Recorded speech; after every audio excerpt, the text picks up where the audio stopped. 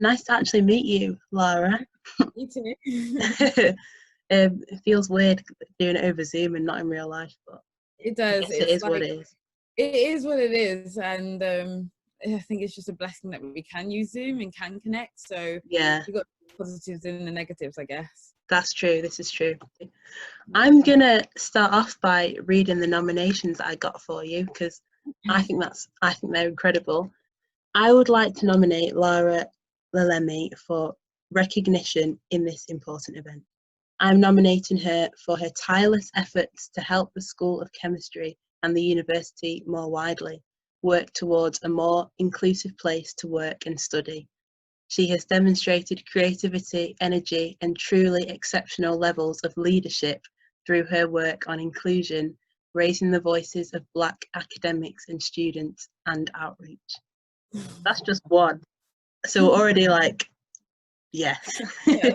So it says Lara was instrumental in setting up the BME in STEM event in the university and last year's, the first, Inspiring Scientists event, which showcased BAME students. Both these events have had enormous impact. Lara also approached the university directly to gain support in the wake of the death of George Floyd. She is simply outstanding in her work to champion Black lives within the university.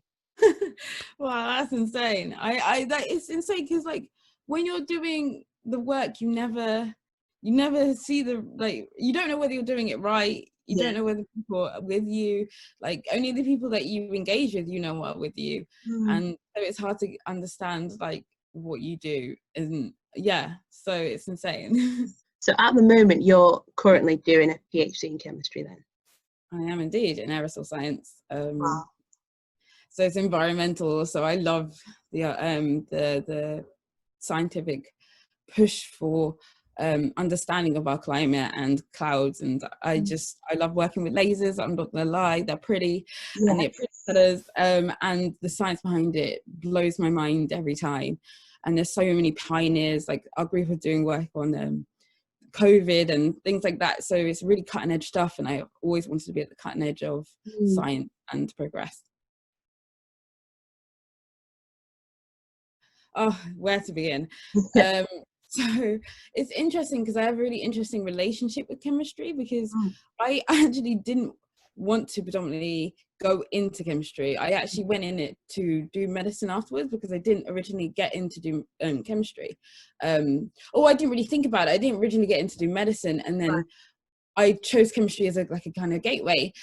But within my school, I started the first chemistry society because I recognized that I loved it, but not a lot of people did it in university, and I couldn't understand why, because it was for me the perfect mix between physics and biology. Like it was not too much of either; it was perfect amount. And so, to me, it was the best science. And I think there's such a not stigma around science, but like science doesn't have as much representation as it needs to or it should do, and it's largely, I feel it starts in primary schools and schools and then manifests in university, which is what I found. So that's why we got such a leaky pipeline. But anyway, I set that up, and I introduced professionals in year 13. So I brought them to explain why chemistry was useful. I did experiments at lunchtime to inspire the young kids, and it was the first thing I ever organized by myself with the support. So when I got to university, I really just didn't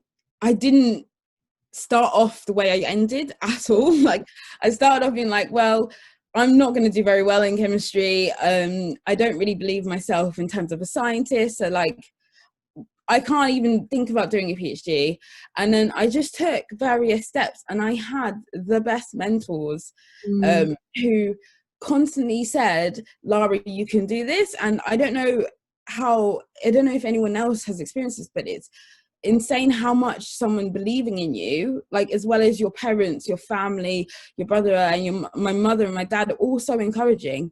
But like when you have a professional as well as saying that you can do it, who's gone through it, then you start to believe more in yourself. So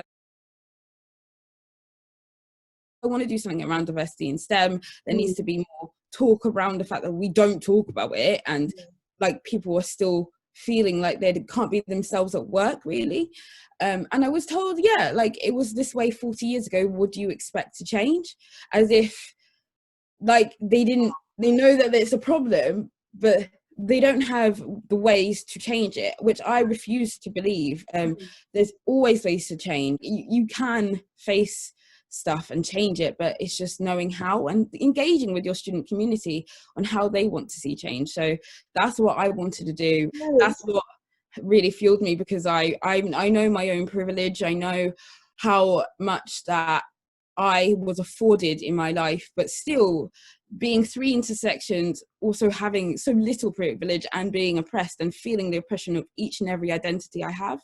And knowing that, like, if we just created a more inclusive environment, and that doesn't mean just saying you're more inclusive, it means actually doing proactive work to engage with your BME communities, to engage with your fellow staff about how they talk and interact with students, and to create a community. Like, we've lost a sense of community and communal care and communal successes, and I wanted to bring that back into science and chemistry, because it should be like, there's so many different diverse worlds out there that we need to learn about in science, and we're kind of blocked off from that. So yeah, I really want to change that.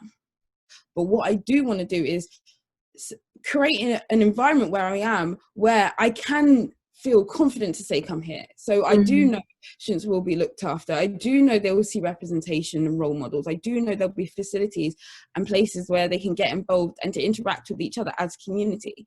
But until I have that, I don't want to encourage young students to always come here and expect it to be diverse and inclusive and things like that. We're still working towards that. We still need a more inclusive curriculum. I do encourage more BME people and people of diverse backgrounds to come to the university, because the greater numbers we have, the more change we can inflict. But equally, it's just as important to feel like you're safe and you're happy in your university environment. That's the most important thing.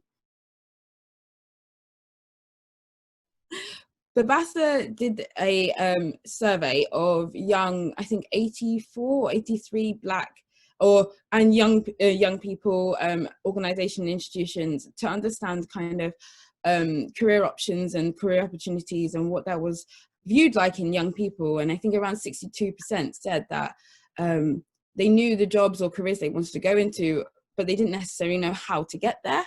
How science is taught in schools is very different depending on the background and the place that you're from. And science isn't always at the top of the list. Also, a lot of within the BME community, it's possible that it's not seen as a career that would afford you job security and safety, and is often sometimes you need to know certain people to get certain places and to get certain internships and things like that. So there's a lot of nepotism involved in higher education, which is fine if you have those doors open for you. The problem is the door is shut to a lot of people. I feel like when work has been done in encouraging more students to do STEM, they love it. They do want to engage with it, but the problem is there's no extra help to help them break it down.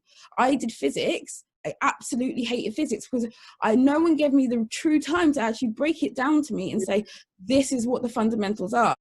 Science is in everything, in loads of the careers that we do. Like, even if it's minute, it's a beautiful subject. And science, STEM, technology, engineering, mathematics, they're all beautiful subjects. And I see no reason why there shouldn't be a progression of Black students in STEM. I think we need to make it more accessible to them.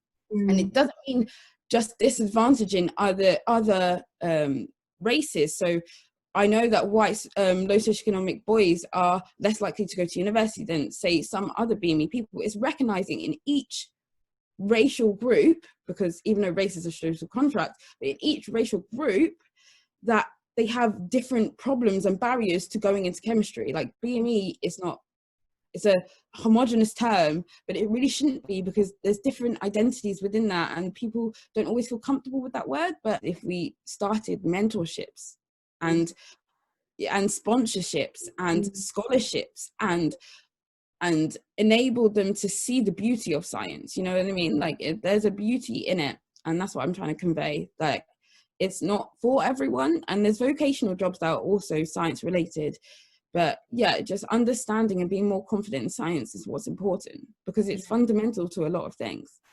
Yeah, you make a really good point about being able to see yourself represented in somebody else doing a similar thing. It does give you a confidence boost. It does make you think, if someone else is doing it, I can do it, and they look like me. And then the thing that you said about feeling comfortable as well, feeling that when you arrive somewhere, there's going to be space for you to thrive. Number one, first and foremost, my family. I don't feel like I had a massive family growing up, because I had such a big, beautiful family. And my brother, my mum and my dad, my brother has been one of the greatest inspirations to me. He helps me, he's helped me with everything. My mum, again, helped me with everything. My dad just is my heart. Like, so those three people are like what keeps me like grounded and safe. And then my friends, also inspirations, because they've come through so much stuff and they've taught me so much stuff about myself and my ability, and they've always believed in me, which I find insane, because it's so hard to believe in yourself in this world. But they do relentlessly, and I'm like, stop, and they won't. Love them for that.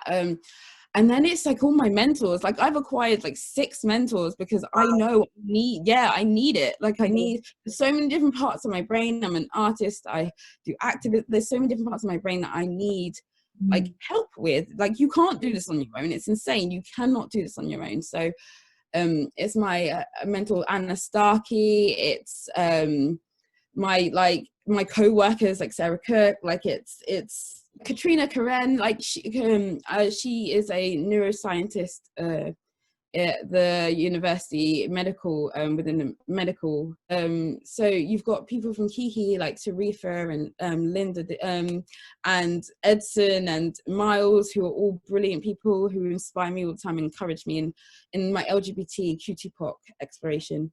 And then you got academics like my mentor from We the Curious, and Donna Speed from We the Curious, and Anna Starkey. You've got so many different people that have helped me along the way. And I think the first person to ever make me love chemistry and like say that I could do it was my tutor, Miss Chan. She was from Whitgift School. She was so cool. I could talk to her about anything. She was from South Africa but was of Asian birth, and she was amazing. She just helped me realize that chemistry wasn't this far away distant thing that I just didn't understand. She broke it down. So I think that's why my love of chemistry, I can owe that to, and Dr. Onseld. But honestly, like, teachers are so important. Like, teachers will help like inspire young people all the time. Like my friend Emily Boyce, she's an amazing teacher, and she breaks down chemistry, and she what's important, she says that like if a student doesn't understand it, it's not their fault, it's my way of explaining it. Like I will explain it a different way so they understand. Nazira Kuroda is also my massive hero. But yeah, she taught me all about decolonizing science in the curriculum, along with all the others. And yeah, I just really appreciate them for teaching me what I didn't know, because there's a lot I don't know still. It's just everyone can build on each other's knowledge. They can educate anyone. You don't have to accept people's points of view, but you can listen to them. I just want to say thank you so much for coming on, and really it's been great talking to you. I mean, I'm still undergraduate at the moment, so I've got people like you to learn from, really. But well, you're just as important as me, so I'm glad. Yes, take care. See you, Lara. Love. Bye.